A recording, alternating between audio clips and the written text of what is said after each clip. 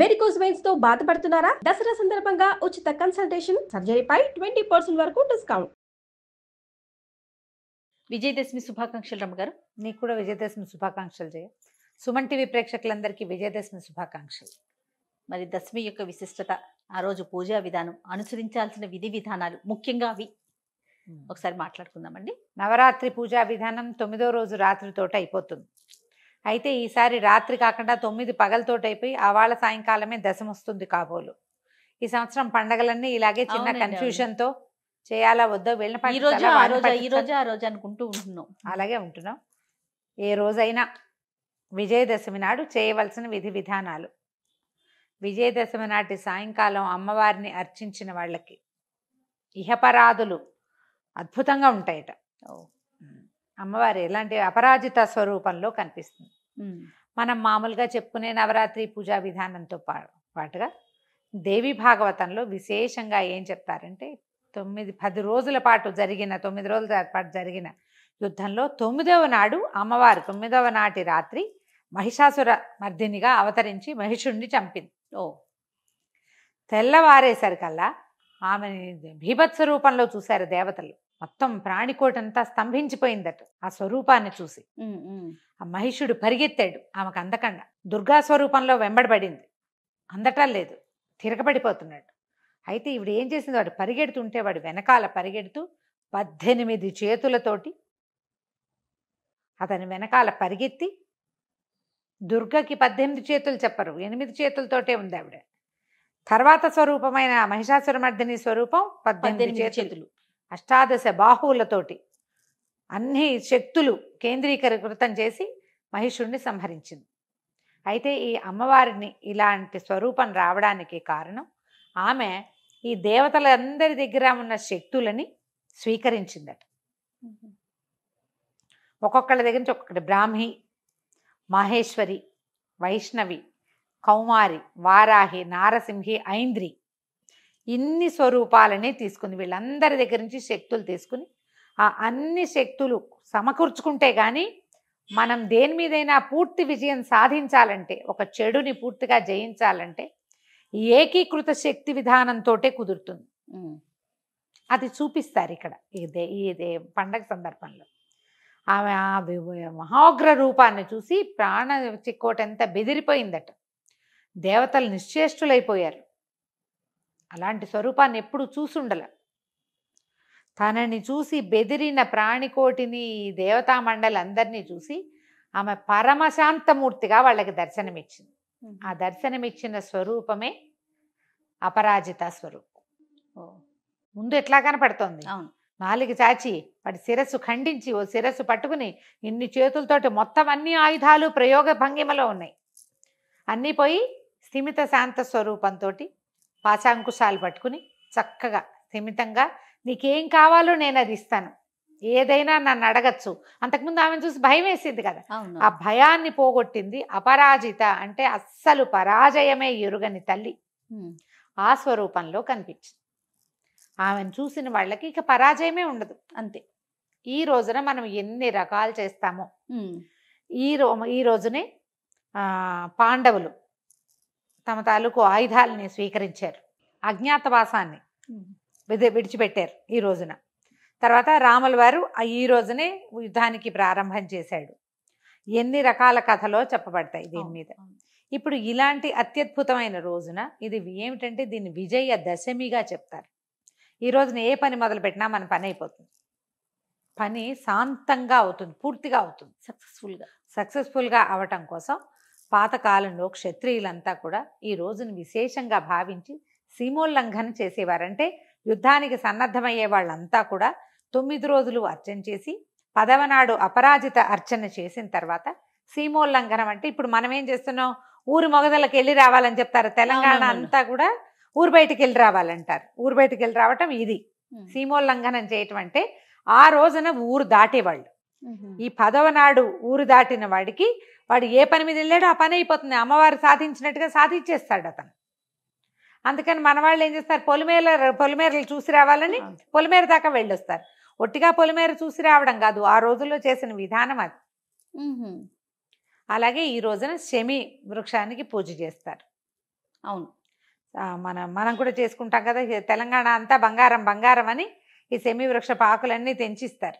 అయితే ఈ పాండవులు శమీ వృక్షం మీదే తమ ఆయుధాలు దాచిపెట్టారని, ఈ శమైతే పాపం శమీ శత్రు వినాశిని అర్జునస్య ధనుర్ధారి రామస్య ప్రియదర్శిని ప్రియవాదిని అని కూడా చెప్తారు కొన్ని చోట్ల. అంటే రాముడు కూడా శమీ పూజ చేశాడని.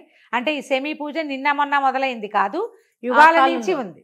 కృతయుగ నాడు త్రేతాయుగ నాడు రాముల వారు చేశారంటే ముందు యుగంలో ఉంది కాబట్టి త్రేతాయుగంలో చేశారు. అంతే. ఈ శమీ వృక్షము అప్పట్లో ఏం చేసేవారట, శమీ మీక నేల ఎక్కడైతే ఉందో దాని మొగదలలో మట్టి తీసుకునేవారట. ఆ మట్టికి మహాబలం కలిగించే మట్టి అని అది.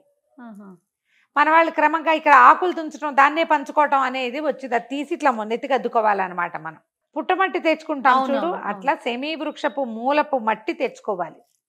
పాత రోజుల్లో అట్లా చేసేవాళ్ళు. క్రమంగా పద్ధతులు మారిపోతూ ఉంటాయి కదండి. ఈ శమీ వృక్షాన్ని పూజించడం కూడా ఈ రోజున చెప్పబడుతుంది.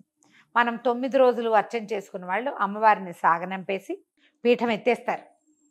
ఒకవేళ మనం విడిగా మనం పెట్టుకుని చేసుకుంటున్నారు కదా కొంతమంది, అఖండం పెట్టుకునే వాళ్ళు కూడా 9వ రోజు తర్వాత 9 నవమి పూజలు అయిన తర్వాత ఇంకా అఖండాన్ని మనం సముదాయించక్కర్లేదు. వెళ్ళిపోతానంటే అఖండ దేవత వెళ్ళిపోనివ్వచ్చు, మనం వదిలేసేయచ్చు దాన్ని. అక్కడి నుంచి ఒక పీట పెట్టుకుని విడిగా అమ్మవారిని పెట్టుకుని చేసుకుంటున్నాం అనుకోండి. నవమి పూజలు అయిన తర్వాత ఉద్యాపన చెప్పేసి అమ్మవారిని పీఠం కదిపేసి సబరి చేసుకోవచ్చు. నవమి వరకు ఇలా ఇంట్లో అన్ని పద్ధతుల ప్రకారం, అంటే ప్రతిరోజు అమ్మవారికి సాయంకాలం సేవాకాలం సమర్పించిన వాళ్ళు కూడా 10వ నాడు సేవాకాల సమర్పణ ఉండదు. అది వేరే కథ, ఇది వేరే కథ. ఈ రోజున రాజరాజేశ్వరి అష్టంకాన్ని చేసుకుని సాధారణ పూజా విధానంతో అపరాజిత పూజ చేసుకుంటాం. రోజువారీ పూజలాగానే మన ఇంట్లో ఓ లలితాదేవి పటం ఉంటే ఆమెకి చక్కగా గంధం పుష్పం అర్చన చేసుకుని నమస్కారం చేసుకోవటం, రాజరాజేశ్వరి అష్టకం చదువుకోవటం. కుదిరితే లలితా సహస్రనామం మీ ఓపిక ప్రకారం చేసుకోవచ్చు. స్నేహితుల్ని కలుసుకోవటం ఈ రోజున చేసేది. ఈ బంగారం పంచిపెట్టుకోవటం. శమీ వృక్షం ఎక్కడైనా ఉంటే వెళ్ళి శమికి ఒక ప్రదక్షిణం చేసి నమస్కారం చేసుకోవటం. దాని వృక్ష మూలం తాకాలి, అంతే. నేల తాకటం అనేది చాలా ఇంపార్టెంట్. మన ప్రాంతంలో పాలపిట్టను చూడడం అని చెప్తారు. ఈ పాలపిట్ట ఏంటంటే అది వర్షాలు ఉన్ననాళ్ళు అది బయటికి రాదు, దానికి తడిగిట్టదు. వర్షాకాలం వెళ్ళిపోయింది అనే దానికి సూచన పాలపిట్ట రావటం. వానలు ఆగిపోయినాయి, అందుకని మనం ఆ పాలపిట్టను చూడాలి అని చెప్తారు. పాలపిట్టలు కనపడవు ఈ మధ్యట, పంజరాల్లో పెట్టి పట్టుకొచ్చి చూపిస్తారట. పాలపిట్ట దర్శనం తప్పనిసరి అని. పాలపిట్ట దర్శనం చేయాలంటే ఏం చేయాలి జయ? మనం ఇంట్లో కూర్చుంటే కనపడుతుంది, రోడ్డు మీదకి వెళ్ళాలి కదా, పచ్చిక బయళ్లలోకి బయటికి వెళ్ళాలి, ప్రకృతిని చూడమని. అంతే. వర్షాకాలం తగ్గిపోయి శీతాకాలం మొదలయ్యేటప్పుడు ఒక శోభాయమానమైన ప్రకృతి ఉంటుంది కదా, అది చూడడం కోసం, అది చూడడం. పైగా శరత్కాలపు వెన్నెలలు మహాబాగుంటాయి. సాయంకాలం పూట బయటకు వస్తే ఆ పాలపిట్ట కనిపిస్తుంది. ఆ వెన్నెలని కూడా సాయంకాలం అయ్యేసరికి చీకటి పడేసరికి మనకి చంద్రుడు కనపడతాడు, చంద్రోదయం అయిపోతుంది కదా, చాలా బాగుంటుంది. శరత్కాలపు వెన్నెల చల్లగా ఉంటుంది. అదే కదా మనం శరత్చంద్రుడు అని చెప్తారు. అందుకోసమని సాయంకాలం బయటికి వెళ్ళి సీమోల్లంఘన చేసి, అంటే ఊరు బయళ్ళకి పొలిమేరల దాకా వెళ్ళి ఈ పిట్ట కోసం చూసి మనం తిరిగి రావాలంటే ఊరు బయరు మన ఇంటి పక్కనే ఉండదు, ఇదంతా నడిచి వస్తాం. చంద్ర దర్శనం కూడా చేస్తాం పనిలో పని. వాతావరణం ప్రశాంతంగా చల్లదనం మొదలవుతూ కనపడుతుంది.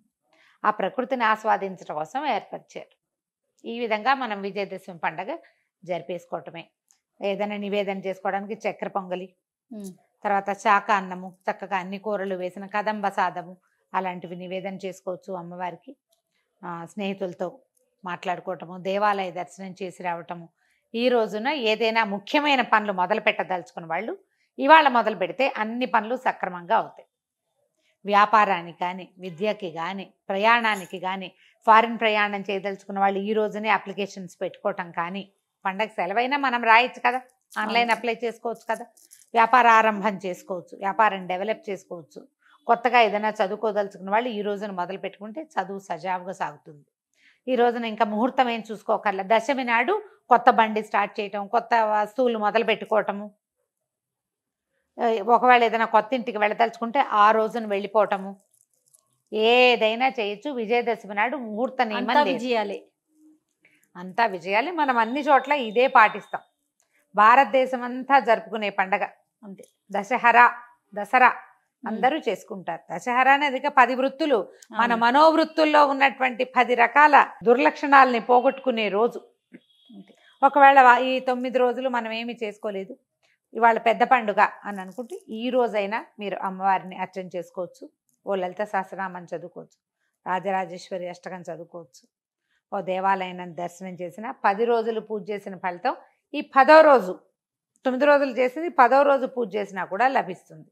ఏదో ఒక శ్రద్ధతోటి నమస్కారం చేసుకోండి. అంతే. పిల్ల పాపలతో పండగ చక్కగా జరుపుకోవాలి. గొడవలు, కొట్లాటలు, పోట్లాటలు, వాదనలు, కాకుండా దుర్భాషలాడ్డాలు, నువ్వంటే నువ్వంటాలు లేకుండా ప్రశాంతంగా అత్యద్భుతమైన మానవ సంబంధాలతోటి పండగ చక్కగా జరుపుకోండి. శుభం. నమస్తే రమ్య. నమస్తే జయ.